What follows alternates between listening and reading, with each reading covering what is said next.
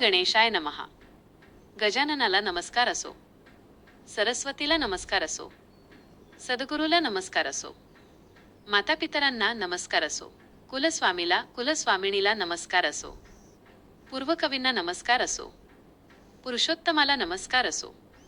आता पद्मपुराणातील व बृहन्नारदीय पुराणातील अधिक मासाच्या महात्म्याची कथा वर्णन करीत आहे. नैमिषारण्यात सूत, शौनक आदी ऋषींना अनेक पुराणकथा नित्य सांगत असत.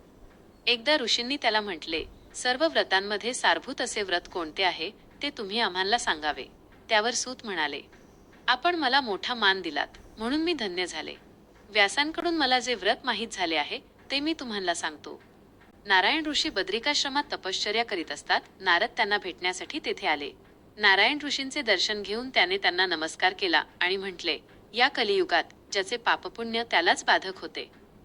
सर्व जन संसारात बुडालेले आहेत, तरी त्यांच्या कल्याणाचे काहीतरी सोपे व्रत सांगावे. त्यावर नारायण ऋषी म्हणाले, तुला मी पुरुषोत्तम मासाचे व्रत सांगतो. हे व्रत असे आहे की सर्व तऱ्हेची पापे नष्ट होऊन मनुष्य परमपदाला जातो. या व्रताची माहिती श्रीकृष्णाने पांडवांना त्यांच्या वनवासातील दुःखापासून सुटका होण्यासाठी सांगितली होती. काम्यक वनात पांडव राहत होते. त्यावेळी द्वारकेचा राणा ऋषीमुनींना घेऊन त्यांना भेटण्यास तेथे गेला. तो दिसताच पांडवांना जणू संजीवनी मिळाल्यासारखे वाटले. ते सर्वजण द्रौपदीसह त्याच्या व मुनिजनांच्या पाया पडले. पांडवांची झालेली दुरवस्था पाहून कृष्णाला दुःखही वाटले आणि कौरवांबद्दल क्रोधही आला. तेव्हा धर्म, अर्जुन इत्यादींनी कृष्णाची स्तुती करून त्याला शांत केले. आवडत्या अर्जुनाचे प्रेमाचे बोलणे ऐकून भक्तवत्सल श्रीकृष्ण शांत झाले.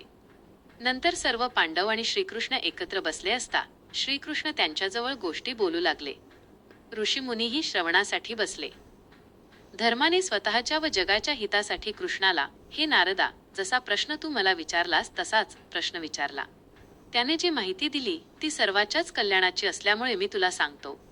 नारायण ऋषींनी नारदाला पुरुषोत्तम मास महात्म्य सांगण्यास सुरुवात केली. त्यावर रुक्मिणी रमण भगवान श्रीकृष्णांनी धर्मराजास काय उत्तर दिले ते पुण्यपावन कथानक पुढच्या प्रसंगात वर्णन केले आहे. हे श्री अधिक मास महात्म्यसार आहे. प्रथमाध्याय गोड हा इति प्रथमोध्यायः